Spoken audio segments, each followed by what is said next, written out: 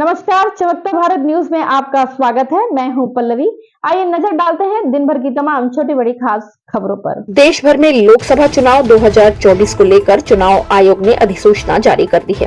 कुल 7 चरणों में करीब 97 करोड़ मतदाता 543 सांसदों का चुनाव करेंगे। इसके साथ ही देश में आदर्श आचार संहिता लागू हो गई है। पूर्वी सिंहभूम जिले के उपायुक्त सह निर्वाचन अधिकारी अनन्या मित्तल, जिले के एसएसपी कौशल किशोर, उप विकास आयुक्त मनीष कुमार तथा धालबुम अनुमंडल पदाधिकारी पारुल सिंह ने संयुक्त रूप से मीडिया को संबोधित किया। निर्वाचन अधिकारी अनन्या मित्तल ने बताया कि 29 अप्रैल को अधिसूचना जारी होगी। नामांकन की आखिरी तिथि 6 मई की है। 7 मई को स्क्रूटनी की जाएगी। नामांकन वापसी की आखिरी तारीख 9 मई की है। मतदान की तिथि 25 मई की है।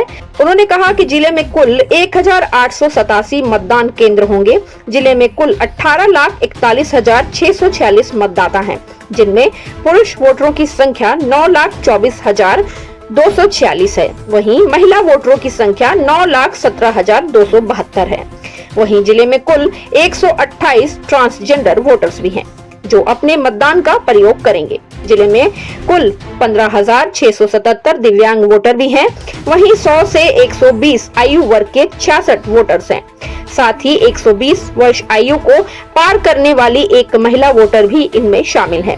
उन्होंने कहा कि आदर्श चुनाव आचार संहिता का पालन करते हुए निष्पक्ष चुनाव करवाना हम सबकी जिम्मेवारी है। साथ ही कोई भी मतदाता मतदान से ना चूके, इस पर विशेष ध्यान दिया जा रहा है। वहीं जिले के एसएसपी कौशल किशोर ने बताया कि पूरे चुनाव की प्रक्रिया को नियमों के तहत करवाया जाए। इसको लेकर जिला प्रशासन मुस्तैद है। उन्होंने कहा कि अंतर राज्य एवं अंतर जिले के चेक नाकों को भी एक्टिवेट किया जा रहा है, ताकि चुनाव के दौरान प्रत्येक गतिविधियां पर पूरी निगरानी रखी जा सके। साथ ही सोशल मीडिया पर किसी भी तरह की अफवाह फैलाने वाले पर भी पुलिस और प्रशासन सख्ती से कार्रवाई करेगी। जिले में पूर्व की भांति शांतिपूर्वक और निष्पक्ष चुनाव संपन्न हो, इसके लिए जमशेदपुर पुलिस तैयार है। ऐलान होने के बाद आदर्श आचार संहिता लागू हो गई है और उसको ध्यान में रखते हुए जो भी प्रोटोकॉल्स हैं उनका पूरी तरीके से पालन किया जाएगा। और ख़ास तौर पर अगर सुरक्षा की हम लोग बात करें, स्वतंत्र और निष्पक्ष निर्वाचन की बात करें, तो उसको ध्यान में रखते हुए जो प्रिवेंटिव एक्शंस रिक्वायर्ड हैं वो प्रिवेंटिव एक्शन सीआरपीसी की डिफरेंट धाराओं के अंतर्गत या सीसीए एवं अन्य जो कानून है उनके अंतर्गत लगातार किए जा रहे हैं। उसमें और भी ज़्यादा तेज़ी लाई जाएगी, जिससे किसी भी प्रकार से चुनाव की प्रक्रिया को कोई भी असामाजिक तत्व प्रभावित ना कर सके। इसके अलावा जो भी वारंट और कुर्की जो भी हिस्ट्री शीटर्स के खिलाफ या अपराधियों के खिलाफ लंबित है थानों में, उसको भी मिशन मोड में लेकर के उनके निष्पादन का निर्देश दिया गया है, जिसकी लगातार मॉनिटरिंग की जाएगी। इसके अलावा जो एफएसटीज और एसएसटीज हैं वो आज से फंक्शनल हो जा रही हैं 3 पर कॉन्स्टिट्यूएंसी, यानी कि टोटल 18 एफएसटी और एसएसटी भी उसी संख्या में। इसके अलावा 12 अंतर्राज्यीय चेक नाके एक्टिवेट किए गए हैं, जहां पर से जो भी मूवमेंट हो रहा है होने की आशंका है, वो चाहे लिकर हो या कैश हो या फिर और किसी भी तरीके की ऐसी चीज़ जिसका कि चुनाव में गलत इस्तेमाल किया जा सकता है, उस पर निगरानी रखने के लिए, उस पर पूरी तरीके से रोक लगाने के लिए चेक नाके एक्टिवेट किए गए हैं। अंतर जिला चेक नाके भी बहुत जल्द एक्टिवेट किए जा रहे हैं। इसके अलावा अंतर्राज्यीय जो अपनी सीमाएँ हैं, खासतौर पर बंगाल और उड़ीसा के साथ हम लोगों की सीमा लगती है। हम अगर अपने 4 विधानसभा क्षेत्रों की बात करें इस लोकसभा क्षेत्र के अंतर्गत, तो बंगाल और उड़ीसा के विभिन्न थानों के साथ और जिलों के साथ वो सीमाएं लगती हैं, तो उनके साथ भी समन्वय किया गया है, उनके साथ भी बैठकें की गई हैं, जिससे कि इंटर स्टेट कोऑर्डिनेशन भी बना रहे, क्योंकि पूरे भारत में ये चुनाव होने हैं। तो एक तरीके से पूरी मुकम्मल तैयारी की जा रही है। इसको लेकर के काफ़ी सारे स्टेप्स उठाए गए हैं। आने वाले समय में और भी स्टेप्स लिए जाएंगे। और साथ ही साथ अगर हम सुदूर क्षेत्रों की बात करें, नक्सल प्रभावित क्षेत्रों की बात करें, तो वहाँ को लेकर के भी विशेष तौर पर रणनीति बनाई गई है। और जैसे पूर्व में जिस प्रकार से शांतिपूर्ण तरीके से यहाँ चुनाव होते रहे हैं, इस वर्ष भी प्रशासन और पुलिस का एक समेकित प्रयास है कि हम लोग बिल्कुल शांतिपूर्ण तरीके से चुनाव संपन्न करें। सोशल को लेकर के ईसीआई के द्वारा भी गाइडलाइंस तय की गई है और आईपीसी के अंतर्गत भी हम लोग अगर देखें या आरपी एक्ट के अंदर रिप्रेजेंटेशन ऑफ पीपल्स एक्ट के अंतर्गत देखें, तो पर्याप्त प्रावधान ऐसे किए गए हैं जिसमें कि कहाँ वो रेड लाइन तय होती है, कहाँ पर आप उस लक्ष्मण रेखा को कहीं ना कहीं क्रॉस कर जाते हैं, वो तय किया गया है, जिसका कि विस्तार से प्रचार प्रसार भी किया गया है।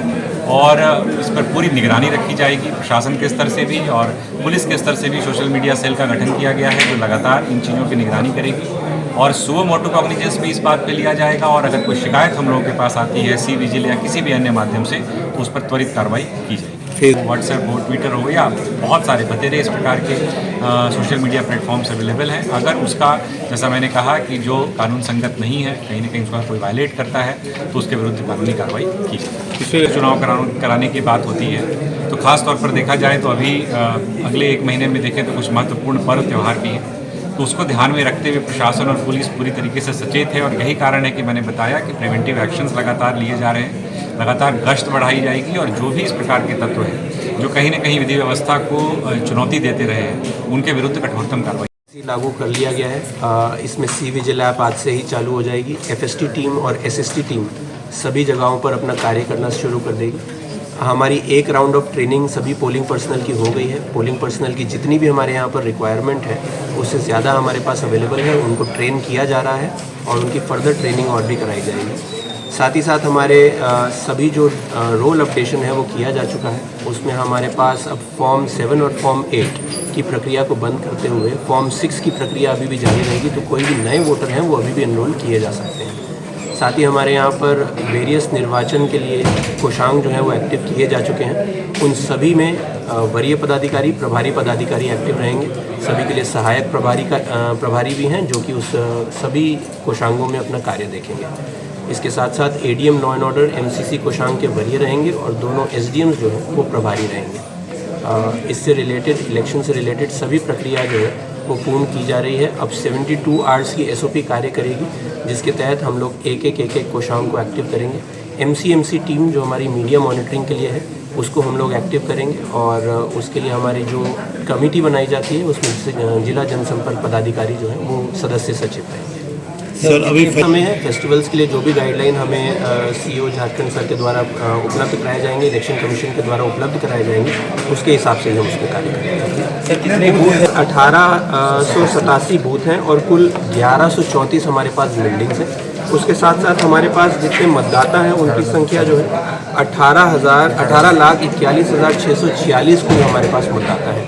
इसमें मेल मतदाता हमारे पास 9,24,246 हैं और फीमेल मतदाता 9,17,272। ट्रांसजेंडर हमारे पास 128 है।